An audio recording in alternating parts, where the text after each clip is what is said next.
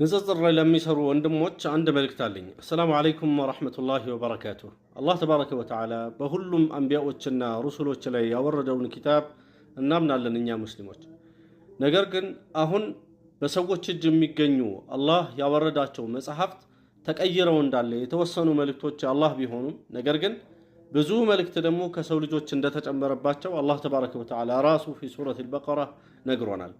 فويل للذين يكتبون الكتاب بأيديهم ثم يقولون هذا من عند الله ليشتروا به ثمنا قليلا تكيتن واقع لياغنيوبت بلو يهك الله زندنو بلو يتلايو كتابوچن በእጃቸው ለሚጽፉ ሰዎች ወየሁላቸው ሲል አላህ ይናገራል። فويل لهم مما كتبت أيديهم وويل لهم مما يكسبون እጃቸው ከጻፈው ነገር ወየሁላቸው እንዲሁም ከሚያገኙት ገንዘብ ከከስባቸው ወየሁላቸው ሲል አላሁ ተባረከ ወተዓላ ይናገራል።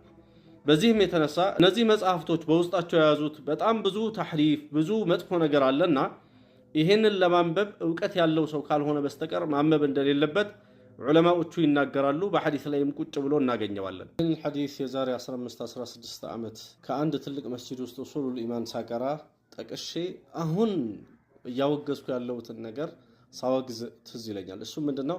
ሰዎች ያለ ዕውቀታቸው ሳይደርስ ለምርምር ሌሎችን ለማጥናት ሳይደርስ የራሳቸውን ቁርአንና ሐዲስ በትክክል ሳይማሩ ወደዚህ ዘርፍ የሚገቡ ሰዎችን የዛ ጊዜ ሰው የለም ነበር። ሐቂቃ በጣም ጥቂት ግለሰቦች ነበሩ በንጽጽሩ ዓለም ላይ ራሱ ያሉት ማለት ነውና የዛ ጊዜ ራሱ ተናገርኩበት ነገር ነው። ይሄ የዛሬ አቋም አይደለም ማለት ነው። ዲን ከቦታና ከጊዜ ጋር የሚቀያየር አይደለም። ዲናችን የአላህ ረህመት ሆኖ በጸና መሰረት ላይ እንድንቆም የሚያደርገን ነው። ሐዲሱ ምን መሰላችሁ? ከጃብር ብን አብዱላህ ረዲየላሁ ዐንሁማ የተወራ ሐዲስ ነው። ዑመር ብን ኸጣብ ረዲየላሁ ዐንሁ ወደ ነብዩ ሰለላሁ ዐለይሂ ወሰለም ከአህሉል ኪታብ ያገኘውን መጽሐፍ ይዞላቸው ይመጣልና ከዛ ምን ይላል ሐዲሱ ላይ ፈቀረአሁ ዐለ ነብይ ሰለላሁ ዐለይሂ ወሰለም ፈገዲብ ነብዩ ላይ መጥቶ ሲያነብላቸው ያንን መጽሐፍ ነብዩ ሰለላሁ ዐለይሂ ወሰለም በጣም ተቆጡ።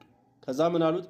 أمتهوكون فيها يا ابن الخطاب أنت يا خطاب لجهوي أن أنت توجك الله تهن ديالوت والذي نفسي بيده لقد جئتكم بها بيضاء نقية يعني نفس بجوبه هنا بالله من الله يهين الدين تردت على سيهون ودن أنت يجي الله شمت تشالوا هالونا لو أن موسى كان حيا ما وسعه إلا أن يتبعني موسى انكوا بهيوت بنور أن إنك مكة الوجي ሌላ አማራጭ የለው ነበር ሲሉ የአላህ ነብይ አለይሂ ሰላቱ ወሰለም ተናግረዋል። ሐዲሱ ፊ ሙስነድ አህመድ ይገኛል። አልኢማሙ አልአልባኒ ረሂመሁላህ ሐሰን ብለው ያሉት ሐዲስ ነው። ይህንን ሐዲስ በመያዝ ዑለማ አልኢስላም ተውራትና ኢንጂልን የመሳሰሉ